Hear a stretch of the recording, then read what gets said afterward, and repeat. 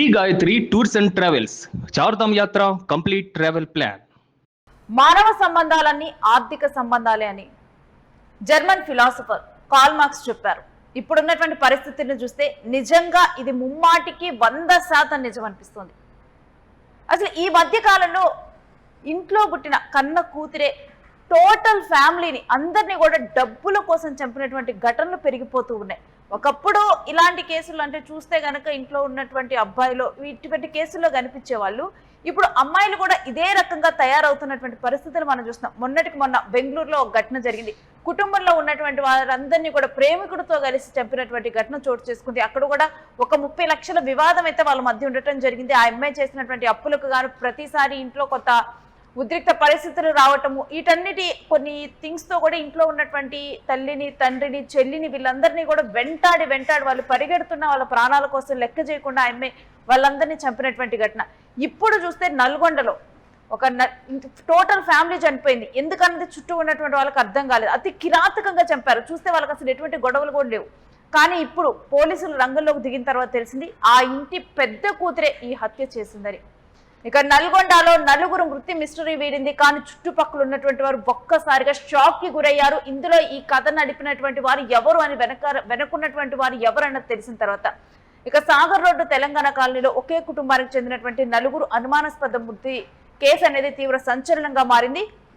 మహమ్మద్ సుల్తాను, భార్య హసీనా వీళ్ళిద్దరు చనిపోవటం. అయితే ఒకసారి ఈ కేసు వివరాలను చూద్దాం. ఈ మహమ్మద్ సుల్తాను, భార్య హసీనా వీళ్ళిద్దరూ కూడా 3వ మ్యారేజ్ చేసుకున్నారు. ఇటు సుల్తాన్కి హసీనా 3వ భార్య, హసీనాకు సుల్తాను 3వ హస్బెండ్.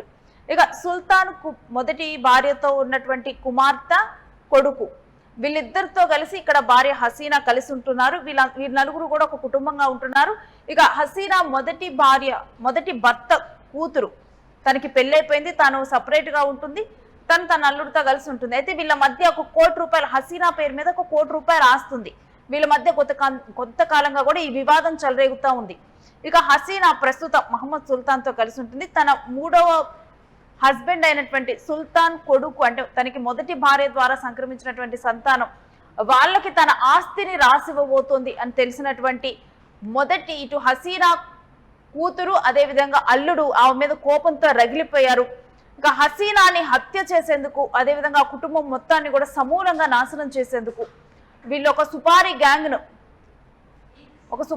కి డబ్బులు ఇచ్చారు. ఆ తర్వాత ఆ సుపారీ గ్యాంగ్ వీళ్ళని చంపడానికి ఇంటికి వెళ్ళటం జరిగింది. ఫస్ట్ హసీనా ఆ డోర్ తీసినట్లుగా తెలిసింది. సీన్ రీకన్స్ట్రక్షన్ లో ఇదంతా కూడా తెలిసింది. విచారణలో భాగంగా కూడా విచారించినప్పుడు ఆ సుపారీ గ్యాంగ్ ని వివరాలు వెల్లడించడం జరిగింది. ముందుగా హసీనా డోర్ తీసినప్పుడు హసీనా మీద అతి కిరాతకంగా విరుచుకుపడ్డారు. హసీనాని చంపేశారు. ఆ తర్వాత ఇటు హసీనాని చూసినటువంటి సుల్తాన్ కొడుకు ముజమ్మల్ అక్కడికి వెళ్ళటం జరిగింది. ఆపటానికి ప్రయత్నించాడు. అయినా కానీ తన మీద కూడా దాడి చేసి ఆ అబ్బాయిని కూడా అతి కిరాతకంగా చంపారు. ఈ గొడవంతా కూడా లోపలికి సౌండ్స్ వినిపించడంతో అర్ధరాత్రి సమయం నిద్రపోతూ ఉన్నారు చుట్టుపక్కల వాళ్ళందరూ కూడా. ఇక సౌండ్స్ వినిపించడంతో ఇటు సుల్తాన్ కూడా నిద్ర లేచి వెళ్ళిన తర్వాత తనని కూడా అతి కిరాతకంగా చంపాడు.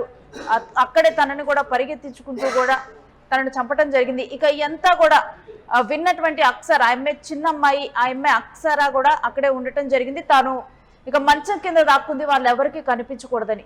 కానీ ఆ చిన్న పిల్లని కూడా లాగి అతి కిరాతకంగా గోడకేసి కొట్టి ఆ తర్వాత కత్తులతో పొడిచి చంపారు. ఇక వీటన్నిటికీ కారణం ఆస్తి తగాదాలు, డబ్బు.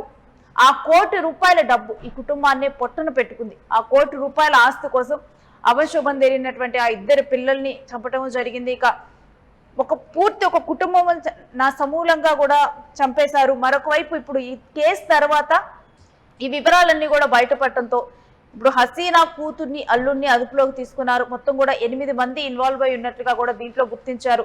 ఇంకా దర్యాప్తు అనేది కొనసాగుతూ ఉంది. ఇక సుల్తాన్ మృతదేహంపై 6 చోట్ల కత్తిగాయాలను గుర్తించారు. హసీనాపై 7 చోట్ల కత్తిగాయాలు, అక్సరా ఒంటి మీద 9 చోట్ల కత్తిగాయాలున్నాయి. ముజమిల్ ఒంటి మీద ఏకంగా 16 చోట్ల కత్తితో దారుణంగా పొడిచారు. నిందితులను పోలీసులు అదుపులోకి తీసుకోవడం జరిగింది. ఇక ఈ కేసులో ఒక్కసారిగా కూడా ఈ విషయాలన్నీ బయటకు రావడంతో ఇంత అతి కిరాతకంగా చంపింది వాళ్ళ కూతురేనా అని చెప్పి కూడా చుట్టూ ఉన్నటువంటి వారు కూడా ఒక్కసారిగా కూడా షాక్ కి గురయ్యారు. ఈ కేసు అయితే సంచలనంగా మారింది. ఇక ఇటువంటి ఘటనలు సమాజంలో ఇప్పుడు సంచలనంగా మారుతున్నటువంటి పరిస్థితులను మనం చూస్తూ ఉన్నాము. అయిన వాళ్ళే మృత్యువుగా మారుతున్నారు కుటుంబ సభ్యుల పట్ల. ఇంకా ఇటువంటి ఘటనల పట్ల మీరేమంటారో కూడా మీ అభిప్రాయాన్ని కామెంట్ బాక్స్లో తెలపండి.